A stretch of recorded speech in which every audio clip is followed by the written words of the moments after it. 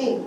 Praise the Lord. Magandang umaga po muli sa inyong lahat. I know it's raining at minsan ganun yan eh. Diba yung pagsimba minsan affected ng panahon. Okay?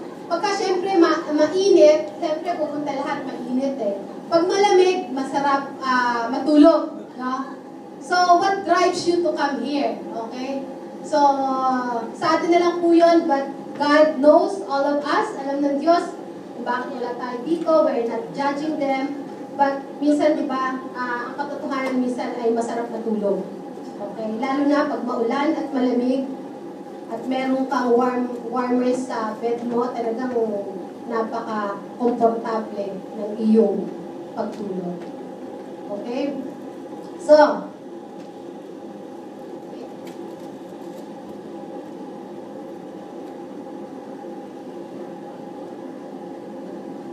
now, for the last 3 Sundays, we talk about ourselves.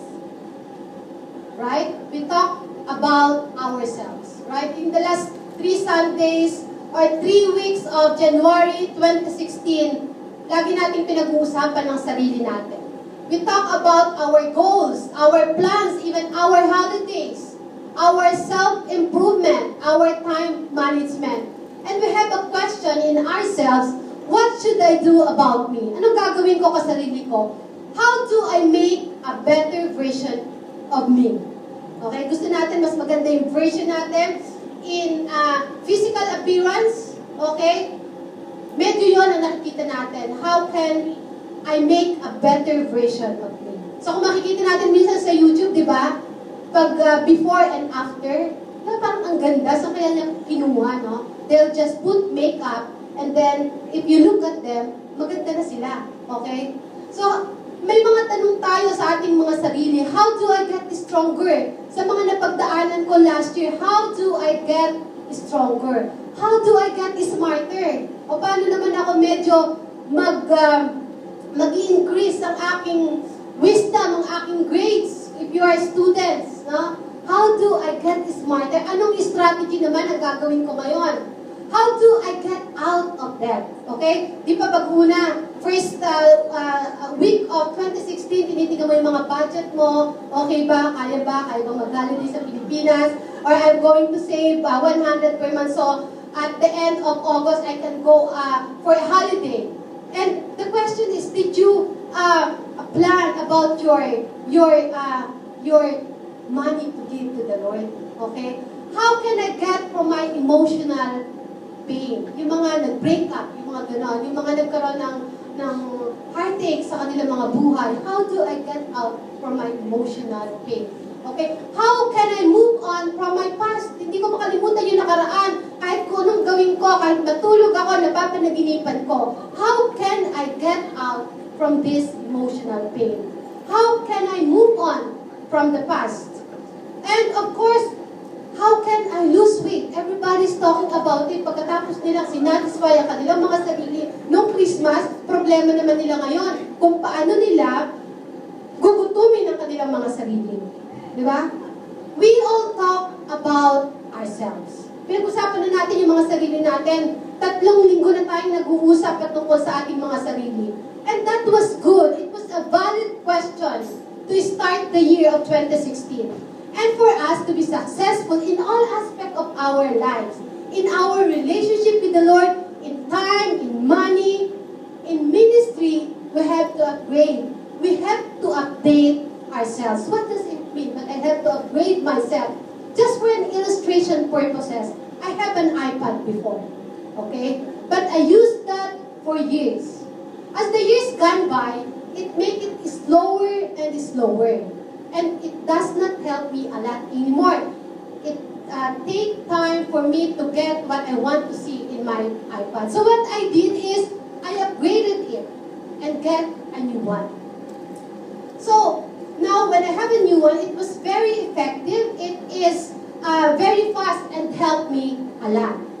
And if you can see in all the latest technology that you have, your smartphone or your a computer, it will just pop out, update the system. Because if you will not update it, you cannot use it effectively, right? You cannot use some of the system that you have in your computer if you will not updated. Of course, the old one still works, but it's not as effective as the new one. It is not as effective as the upgraded one. And same with ourselves. We have to upgrade ourselves. We have to update ourselves. We have to raise. What does it mean by update or upgrade? You have to raise yourself to a higher standard. Improve. Make it better. Update yourself. Recondition. Re-equip yourself to make a better version of you. Okay? It's easier to make a better version of you physically. Okay? Kung gusto niyo akong maging kamukha ng isang artista, we can do that, no? In like 3 hours. We'll just put on makeup. But how long it will last? Okay? So, but we have to upgrade ourselves in our relationship with the Lord and in all aspects of our life. Okay, like this computer, I was told to update the system. I have already updated you. It's very quick, no? We really have to update every now and then. So we have focused a lot of things for ourselves. Okay, nakapagplano na kaya sa inyong mga buhay, anong gagawin nyo sa 2016. And today, the last Sunday of January 2016, I want you to ask this bigger question to yourself. Tanungin natin ang ating mga sarili. Tapos na tayo sa ating pang-sariling kagustuhan, yung ating mga naisin sa buhay. And this is the question that you have to ask yourself. What needs to be done around me? Okay? What needs to be done around me? What should I do around me? Let's start with your family. Ano bang kailangan mong gawin sa iyong pamilya? In our church, in your school or university, if you are studying, in your workplace, if you are working, syempre, and in our community. What needs to be done around me? Most of the time, we are satisfied. We are contented to make a point. May mga puntos tayo lagi eh. Pag nagsasuggest tayo, this is my point, and you thought that your suggestion is the best and the most effective. But your point is pointless if you did not make any difference. Magaling ka lang sa isip mo. But if you did not make any difference to the people around you, it's pointless. Sabi nga, it's like pencil. Christianity is like, I'm sorry, I forgot the quote that I have read before. It's about the Christianity. Okay. Who amongst you here knows the life of Nehemiah? Alam niyo si Nehemiah? Okay? This story is very inspiring. It is very interesting. It is fascinating story. The reason why this is fascinating is because there is no miracle in his story. Okay? It is the story of vision. It is the story of burden. It is the story of discipline, direction, and hard work. Nehemiah is an ordinary person who worked for others, who worked for somebody, but did an extraordinary thing for his people, for his country, and for his God. So I have entitled my message today, What Breaks Your Heart? Yan, what breaks your heart? Okay, I'm not going to talk yet about love. Okay? What breaks your heart? We will talk about that for the next 4 Sundays of February. We will talk about love. And I know everybody wants to talk about love. Okay? So, please come every Sunday. You would bring your friend. We will talk about love. Okay? So, what breaks your heart? Nehemiah 1:1-11. If you have a Bible with you, you can read it. But if not, you can just look on the monitor there. Okay, in verse 1, this is the story, so I have to get distracted. Okay? In verse 1, the words of Nehemiah, son of Hekaliah, the man of Kislev, in the 20th year, while I was in the citadel of Susa. It is Nehemiah talking about. Sabi niya, I was in Kislev, and that is the man of, I was in Susa, and that's the man of Kislev, meaning it is the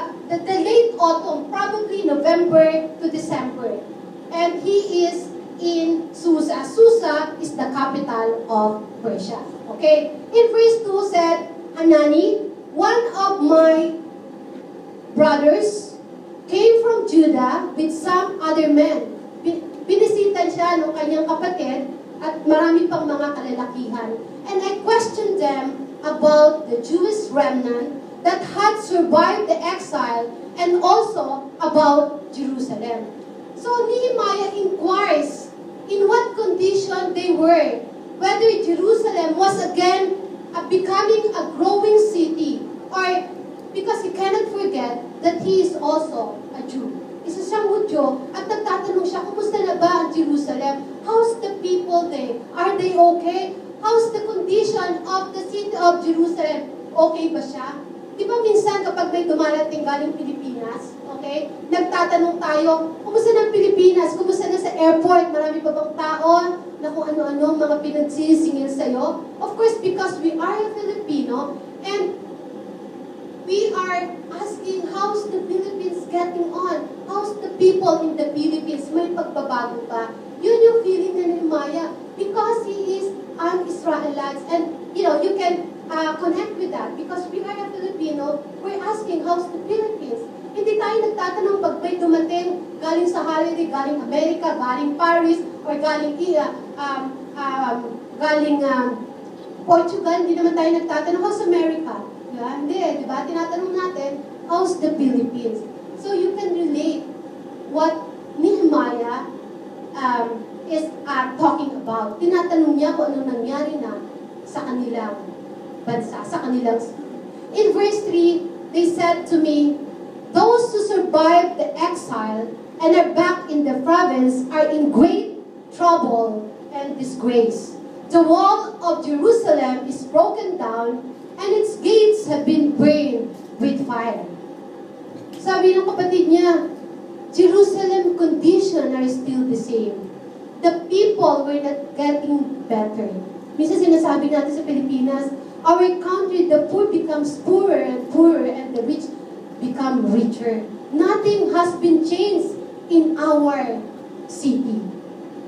The wall, the gates are the same condition. Kung ano ang iniwanan ng Nebuchadnezzar, ganun pa rin. Nothing has changed. Only the temple was rebuilt. May pagbabago yung templo, ni-rebuild nila. At it was really broken, Nehemiah. And in verse 5 he said, then I said, O Lord, God of heaven, the great and awesome God, who keeps his covenant of unfailing love with those who love him and obey His command. So nanalangin siya. And his opening address sa kanyang prayer is mentioning the attributes of God. No? As a creator, as a faithful God, and as a loving God. And then he continually prayed. He asked for the forgiveness of his people, his family, and including himself. In verse 6, ito sinabi niya, listen to my prayer. Look down and see me praying night and day for your people Israel. I confess that we have sinned against you. Yes, even my own family and I have sinned. When Nehemiah asked for forgiveness, his family, his countrymen, and including himself, they asked for the forgiveness because they did not walk in the laws of the Lord. In verse 7, this is his prayer until verse 10. He said, we have acted very wickedly towards you. He acknowledged the fact that he acted wickedly. Na nagkasala sila.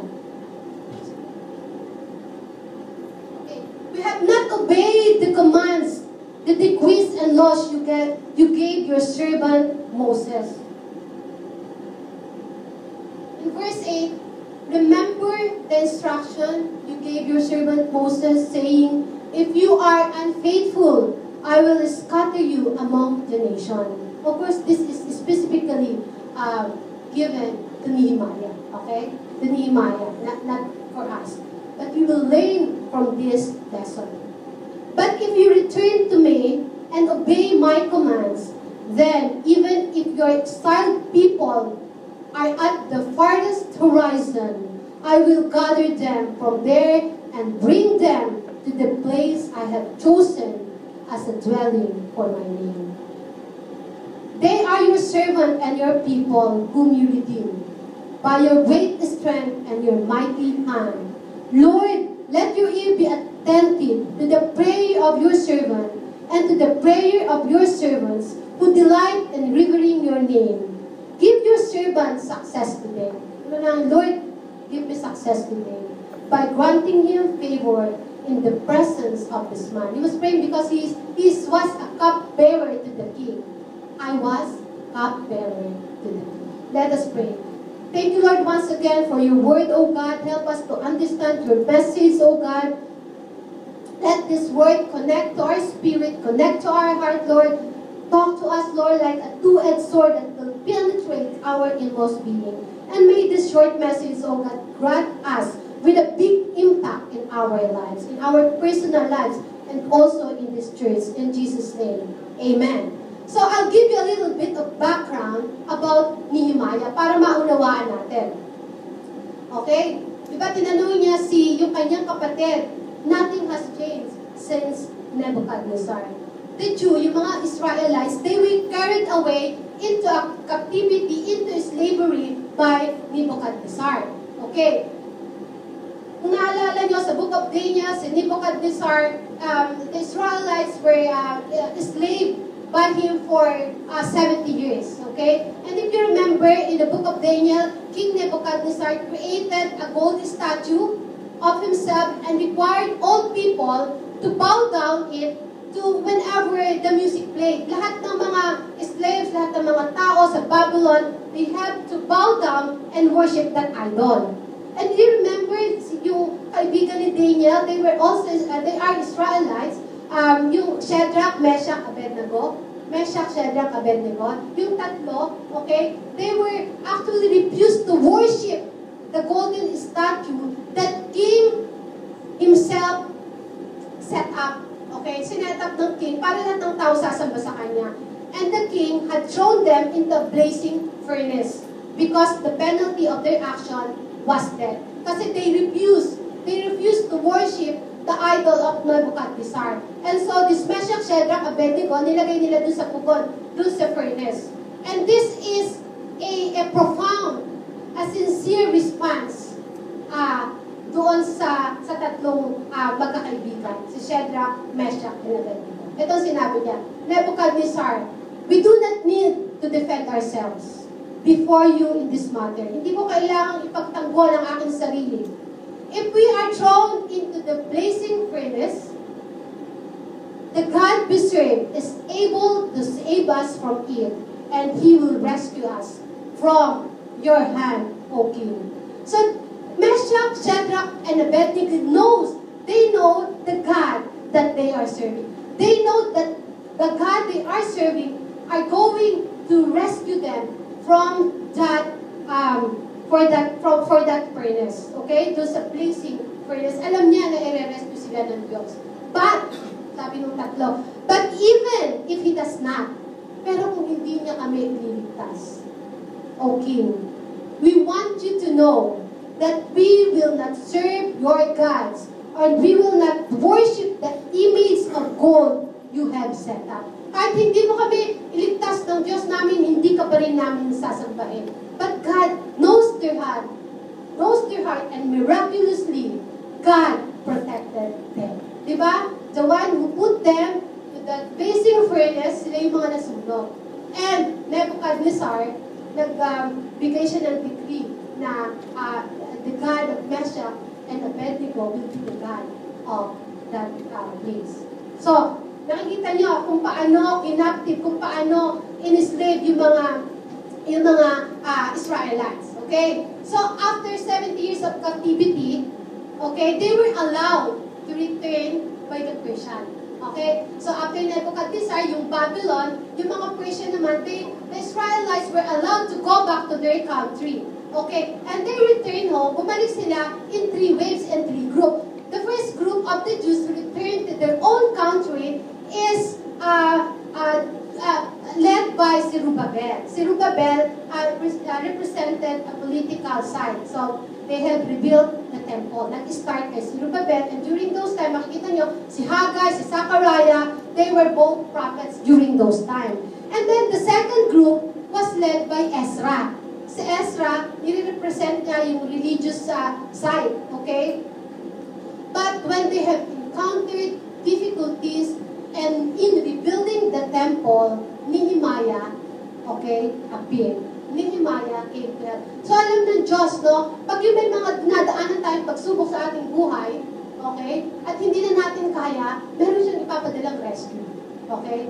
Ganun din sa personal nating buhay. And even our salvation, God sends somebody to rescue us from our sin so that we can go to heaven. Okay? So nakikita nyo, and then after that, okay, actually, in Hebrew, Ezra and Nehemiah, they are the same book. Okay? Because they are telling the same story. Okay? Si Ezra telling the beginning, okay? Nehemiah tells the end of that Jerusalem, and the story of Easter takes place in between. So, kung basahin niyo yung Ezra at saka si Nehemiah, parang yung sinasabi niya patungkol dun sa Jerusalem. Okay, bakit pumasok dito si Esther? Okay, si Esther ay in between Ezra and Nehemiah. Okay, if you remember Esther, okay, she was a queen of Persia. Okay, so Babylon, Persia. And King Xerxes or King Ahasuerus yun, was her husband, who lived also in the capital of Persia. Kita nyo, di ba si Queen Vashti were dethroned, and si Queen Xerxes, ang kanyang napangasawa, ay si Queen Esther. Okay, nakukuha niyo yan. So, in the book of Nehemiah that we have talked about, the king of Persia is King Artaxerxes, who was the son of King Xerxes. Okay, second generation na. And probably, the son of Queen Esther as well. So, we should account for his kindness to the Jew. Kasi natalo ng mga Persian yung Babylonian. Kaya sila na yung nagpabalik sa Israel. Okay? Did you get that point? Bakit Esther, bakit si King, si Xerxes, Artaxerxes was very nice to the Jew? Probably because he is the son of King Xerxes, yung asawa ni Esther, probably is also the son of Esther. Okay? So you get the point of that. Nakita niyo a bit of history. So let's first look at Nehemiah. Anong response niya to the news that people and the city of God were in trouble? Ano ang nasa loobin ni Nehemiah? Okay? Nakita niya, Nehemiah was a man of burden. Okay? Okay. Nehemiah was a man of burden. Wala pa na dyan. Okay. When Nehemiah heard about the report that the people of God were in great trouble, they were in affliction, they were in great sorrow, and the wall of Jerusalem was broken, okay? Nehemiah's heart was broken also. He sat down and wept and immediately come to God for help. Ganun din sa buhay natin. Pag may nakakarinig tayo ng mga bagay na ikinalulungkot natin, di ba? Ang emotion natin, hindi tayo nagsasalita. Nalulungkot tayo, we sit down and depende. Minsan, pumunta tayo sa kaibigan at sinasabi natin yung problema. Okay? But you can see Nehemiah, when he heard that story, he went immediately to God and not to his friend and not to the king. Okay? So, dapat ganun din tayo. Pag mga dumadaan tayong problema, we know that only God can help us. Hindi tayo pupunta sa kaibigan natin. No, pupunta lang tayo sa kaibigan natin pag mangungutang. Okay? Pero pag may mga problema tayo, okay, pupunta muna tayo sa Lord. Lord, okay, sabihin mo sa akin kung saan pwede mong utangin yun. Okay? So, hindi tayo pupunta kung kani-kanino. So, what are the things that breaks God's heart? Ano ba? Ano ba ang nagbe-break sa puso ng Diyos? God's hearts break when His people are in trouble. Okay? If we're in trouble, God's hearts break. God's hearts break when His people disobey Him.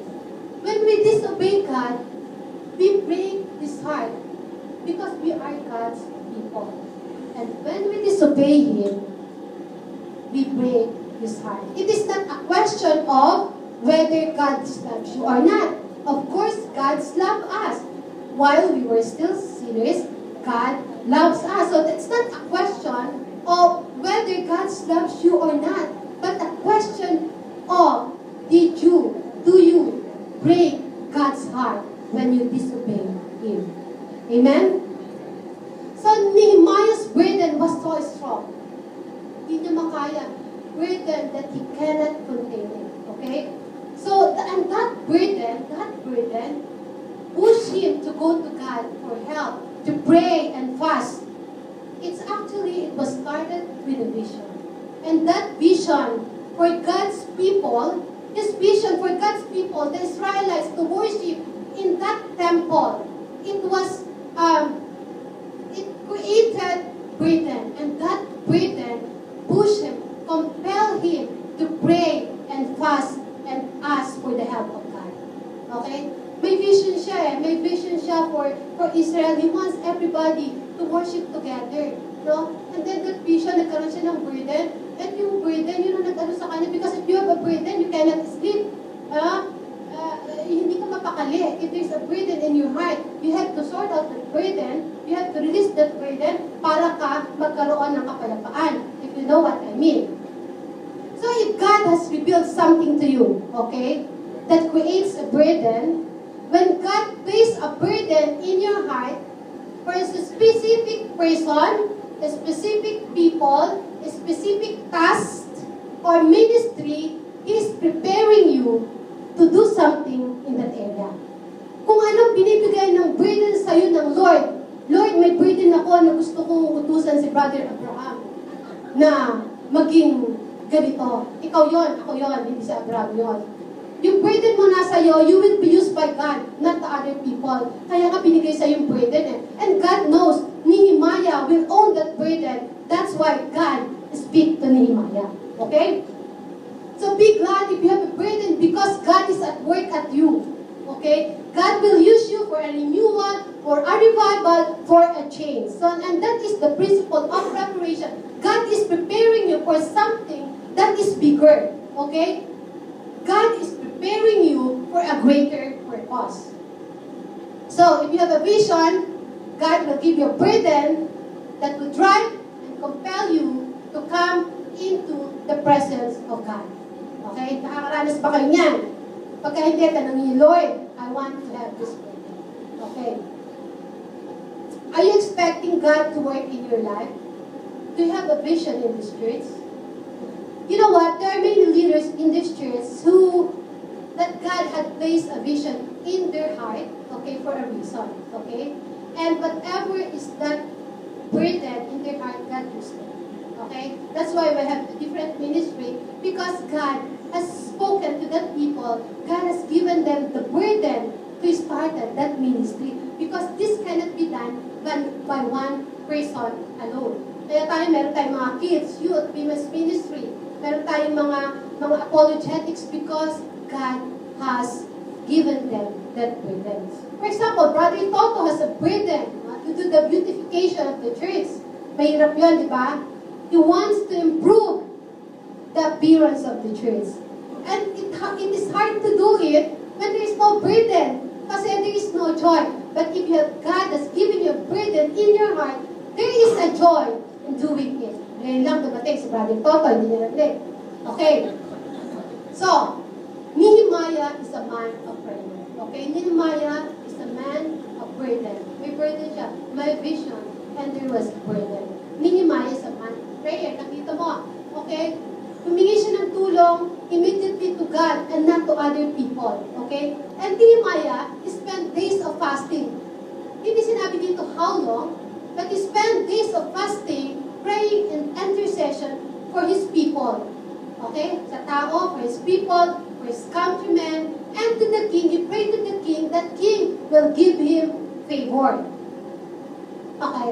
I said, for roughly more or less 4 months, okay, before Nehemiah speak to the king. You know what? Ang sabi kasi, It was started late autumn. That is November, December.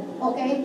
And then, when he spoke to his brother during late autumn, no, November, December, and when he spoke to the king in chapter 2, that is already January. Ano ba? Spring na. So probably 4 months. He waited. No? He waited the perfect time to speak to the king. And, sinabi niya, ito yung pinag-pray niya, sabi niya, "Oh Lord, please hear my prayer. Listen to my prayers of those of us who delight in honoring you. Please grant me success today." Okay? So mga bagay natin gagawin, we should pray that God will give us success. Okay? By making the king favorable to me. And that is a specific prayer for King Artaxerxes, that he will give him favor. Put into his heart to be kind to me. In those days, I was king's cupbearer. Sabi niya, put into his heart to be kind to me. Okay? So God can speak to a person's heart. God can speak to a person's mind. Okay? Kaya minsan, pag may hinihingi tayo sa mga manager natin, sabi mo, sa pag-pray mo sa Lord, "Lord, please grant me success today by making my manager favorable." Hindi yung sip-sip, ha? Hindi yung sumisip-sip ka sa manager mo. Kung meron kang hihingin, you pray to God. Because God is a powerful God. He is the creator of heaven and earth, and He can speak to that person's mind and person's heart. Okay? Kaya nung kinausap niya na early the following spring na. So that's why I said probably 4 or 5 months. He waited for that 5 months and before he speak to the king. And during those 5 months, anong ginawa niya? Nanalangin siya. Nanalangin siya, he prayed, he fasted, and God allows Nehemiah to grow in energy, spiritually and physically, to rebuild and restore Jerusalem. During those 5 months, di ba, kailangan, talagang binuno niya ang pakikipag-usap sa Diyos. Humingi siya ng wisdom, humingi siya ng mga dapat niyang gawin. At ganun din tayo, if we have planned to do, hindi yung immediately. Di ba? Immediately, pag may bibiling ka, "Oh Lord, mura, bibiling ko to." Ganun, hindi. Take time, mag-isip, humingi ng wisdom sa Lord. Okay? Kaya nga, nung gusto kong bumili ng TV namin sabi ko, di ba may TV pa tayo? Ilan ba ang ating mga mata? Palibutan natin, baka di ba? Mas malaki, mas maganda, 60, okay, sinong manunood? Bibili tayo is going to watch the TV. Gabi na tayo umuwi. Okay, we're busy outside. Sinong manunood ng mga TV natin? Bibili, it's because that's yung gusto nating makita, yung nagkaano ka sa sarili mo, no? Parang nasasatisfied ka pag may medyo malaking TV. Parang rin naman, lagi kang nasa higaan mo at saka nasa cellphone ka nanonood. What's the point of buying a new one? Okay? So the time of prayer was just for God to communicate His plan for the broken people, for the broken wall. And during His prayer time, anong na-produce niya? Okay? During our prayer time, ano ang napuproduce natin sa ating mga sarili? Deep trust in the faithfulness of God. Lumalalim tayo sa ating pananampalataya. Lumalalim tayo sa ating pagkakilala. Sino ba ang Diyos na ating pinaglilingkuran? Deep desire to help His people and rebuild the city of Jerusalem. Nagkaroon pa siya ng mas malalim na pagkaunawa bakit kailangan niyang tulungan ang kanyang countrymen, ang kanyang sariling bayan. Deep desire to give and not take. Pabigay siya, hindi siya pakabit. Okay? Di ba siya nangangong magre-rebuild Di dapat magbigay sila, hindi. Siya na lahat ang kumuha. Everything, the resources that he needed, siya ang nagbigay. God knows his heart that is willing to give kung anong meron siya. And God's favor was seen by granting his request to the king. At pinagbigyan siya ng hari ni King Artaxerxes. Ano binigay sa kanya? Time off for his job. Ito, mahirap natin gawin dito, no? Hinihingi ka lang isang araw, hindi mo makuha. Pero si Artaxerxes, nakita niya, binigyan siya. Pero nanalangin naman siya ng 4 na buwan. Okay. Ikaw, ngayon mo lang inisip na may lakbat, tsaka bukas magpapaalam ka sa manager mo. Pwede bang off ako tomorrow? Hindi ba pwede yun, no? Safe voyage to Jerusalem. Binigyan siya ng mga sundalo na pagpunta niya doon sa Jerusalem. Okay? The king gave him plenty of resources to begin to work. Makikita niyo yan sa mga chapter 2, chapter 3. Binigyan siya ng resources, yung mga timbers, lahat ng mga pangangailangan, and rebuilding the wall. And Nehemiah's plan was not just, Nehemiah's plan was not just creative. It was rooted with burden and a vision. Di ba minsan may mga plano tayo, creative thinking lang eh. Ito maganda to, ganito. Pero hindi nagiging successful. Pero kung itong kay Nehemiah, with a vision and burden na nanggaling sa Diyos, kaya nakita ko sa ministry, then kailangan din natin ipanalangin. Of course, there's nothing wrong, trial and error. But makikita mo yung creative thinking lang, ito gawin natin, ganito gawin natin. Minsan hindi nagiging successful, no? So when we pray for a specific person, sinabi ko, God can speak to a person. And in-specify to ni Nehemiah. No, grant me favorable thing from the king. Binigyan siya, lahat ng panalangin niya, ibinigay ni Nehemiah. Pero pangatlo na siya, they are rebuilding. Nakita niyo si Zerubbabel, si Ezra. Si Zerubbabel is a politician. Ezra is a priest representing the religious part. And si Ezra, si Nehemiah is like us. He's working for others. He's layman like you and me, but used by God. Amen? So, that God can use us also mightily. Okay. Now, siya ay nagkaroon siya ng burden, siya ay nanalangin sa Diyos, at nakita natin ang kasagutan ng Diyos sa kanyang mga panalangin, and sana ay maging maranasan din natin yung naranasan ni Nehemiah. And the other last thing is, Nehemiah is a man of action. Okay? Is a man of, there's no point na meron kang vision, you have a burden, and you just pray, and you stop. Okay? You have burden, you have vision, you pray for it, and that's it. Okay? But Nehemiah is a man of action. Okay? Si Nehemiah, of course, he's a cupbearer to the king, nakatira doon sa palasyo. Okay? He was in comfort. He was in comfort. But when he realized that the word of the Lord needed to get done, he sacrificed his own personal comfort. Umalis siya doon sa palasyo.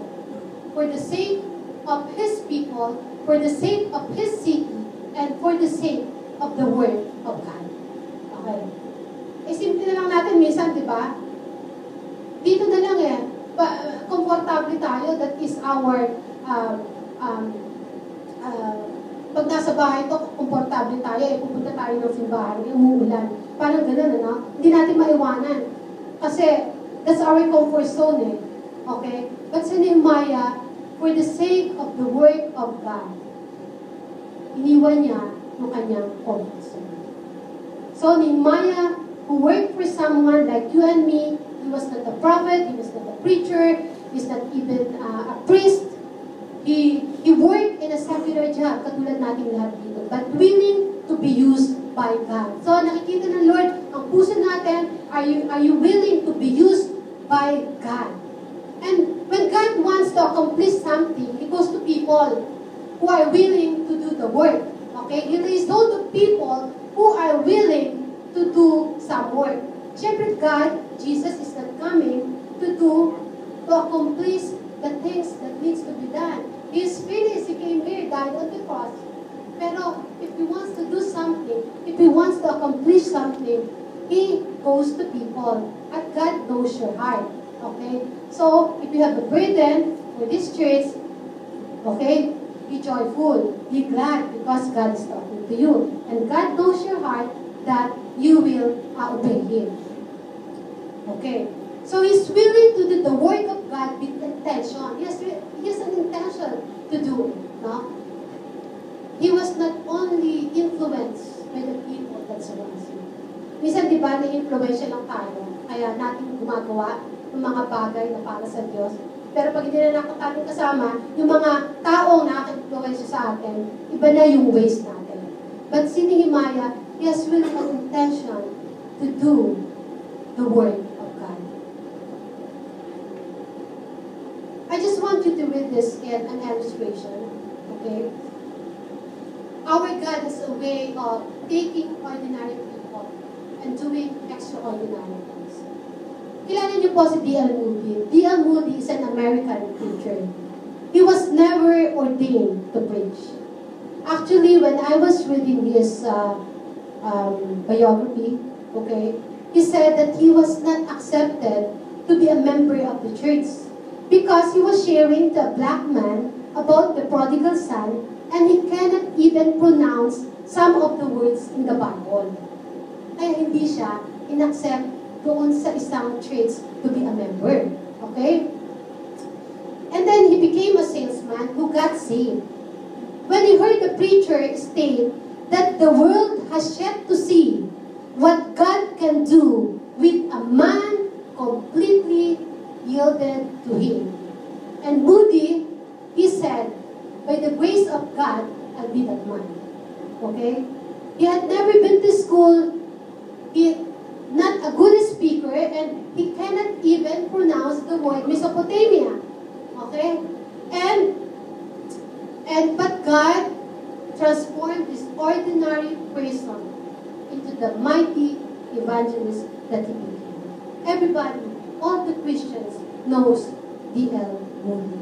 And there are a lot of haters, you know. And even Abraham Lincoln, you know, visited him in his Bible study. Bible study lang yun, ha? He has a Bible study of 600 people. Okay? There is no limit what God can do to you. If you will decide to let Him do it, the reason why God turned to Nehemiah is not because of his position. Not because he is near to the king. Okay? Hindi dahil malapit siya dun sa hari. But because Nehemiah was a man of burden, he's a man of vision, he's a man of prayer, praying before the throne of God, and he was a man of action. He was not just a man who knew what to do, but he was a man willing to go onto his feet and do something about it. Yun po si Nehemiah. He knows how to pray, and whatever he prayed for, hindi siya tumatahimik na lang. He put it into action. Si Nehemiah po, he rebuilt Jerusalem to protect themselves from the enemy. Okay? And we also need servants who are willing to invest time. Nehemiah invest time and resources to rebuild the wall of Jerusalem. And same in our church. We need the servants who is willing to invest the time and take resources and build the kingdom of God. Everyone has a part of this church. Everyone is a valuable one as everyone else. We are all the same in the eyes of God. Nehemiah had a vision, and he accomplished this through burden, through his prayer, and action. I'm going to end my message with this word about vision. Because whatever breaks your heart can lead to a vision. Ano ba yung nagbe-breaks ng heart mo? Pag may nakikita ka na, for example, probably Brother Toto, he breaks his heart.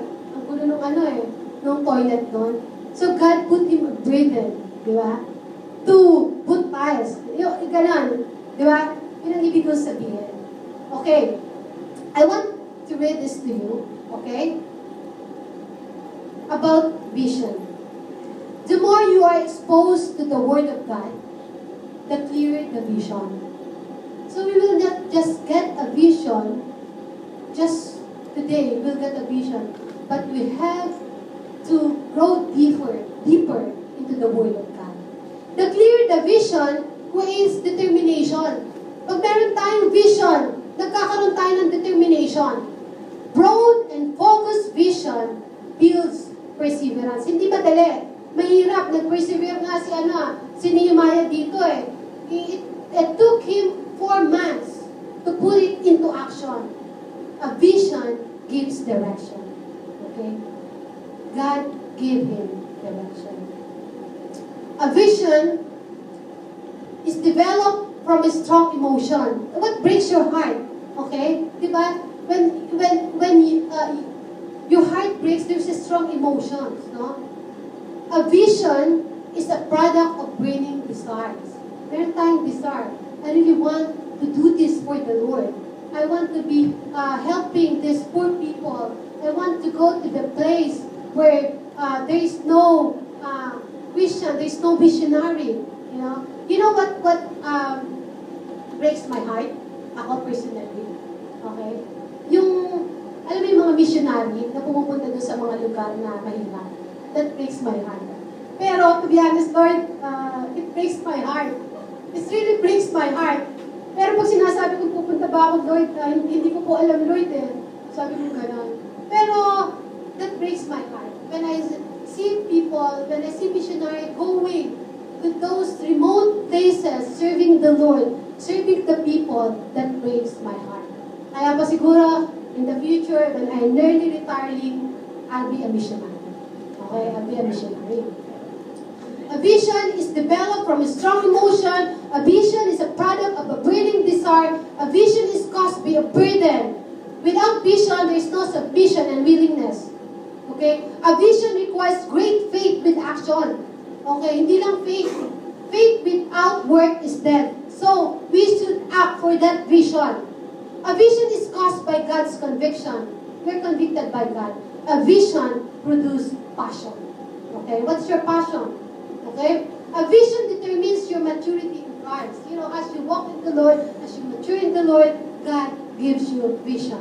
A vision is not mere an idea. Ito yung idea ko. Ganon. Hindi. That is your human thinking. Hindi ganon. A vision is mere, a vision of mere human understanding create insecurity. Kasi pag hindi nangyari yung gusto mo, because that's not a vision that comes from God, magkakaroon ka ng insecurity. Pero, kung yun ang binigay sa'yo ng Lord, whatever happened, you will continue it. Because you are not serving people, you are serving God. Because that vision was given to you by God. Okay? A vision direct a decision. Okay? Nehemiah decided to go and rebuild. A man-made vision leads to distraction. Without vision, believers won't grow. Kaya all of us should have vision. Ano ba yung vision mo? Personal vision, vision for the church, kung ano yung vision mo. Because if you don't have that, you will not grow.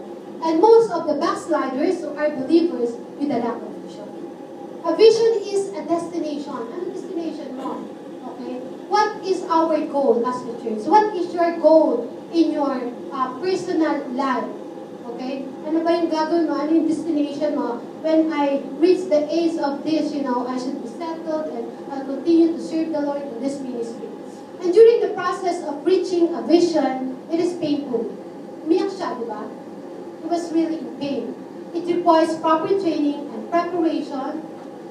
Training is painful. Preparation requires patience. Waiting is the hardest thing to do. Ayaw natin nagwe-wait kasi yung mga nagliligawan, di ba?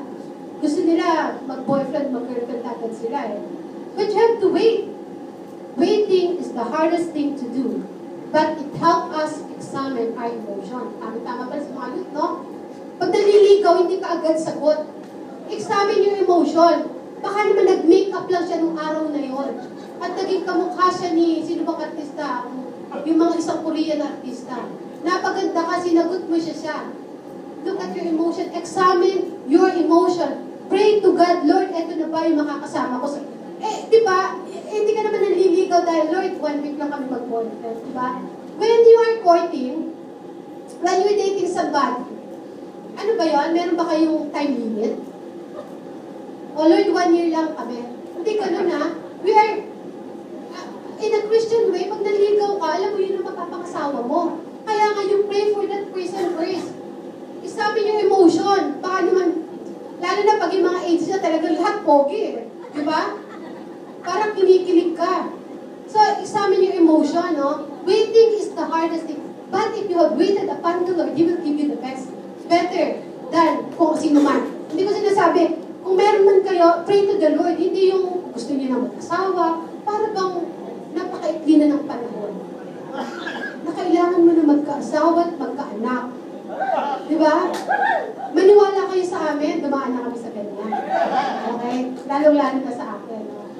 I got married at the age of 26. No? My plan is to get married at the age of 30. Okay, pero hindi ako inabot. 35 pa nga gusto ko na. Because I want to enjoy my life. Okay? So, waiting. Mga youth, you have to wait. No? You have to wait. Baka ngayon, February, very careful kayo ha. Baka may maghiyalang sa inyong mag-teen, sumama na kayo.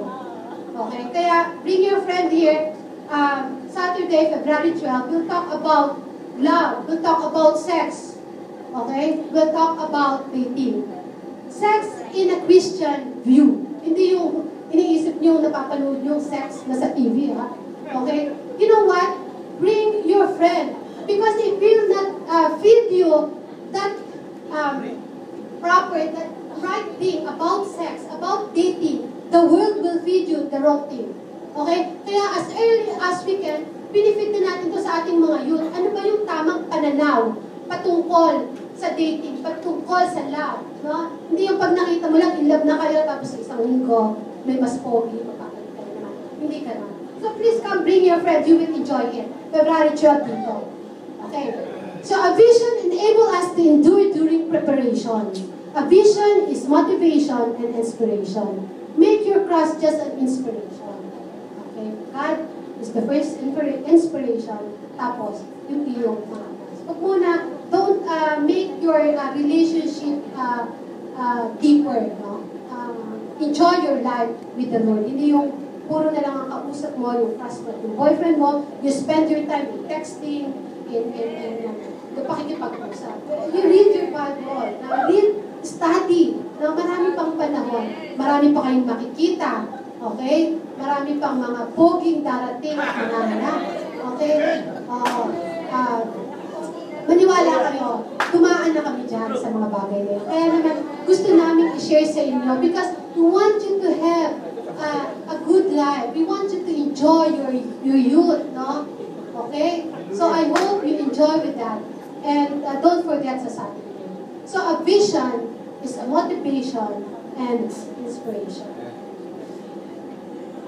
Lord, so I hope that God speak to some of us here today about the life of Nehemiah. If God is putting a burden in your heart, if you have a vision, I pray that vision will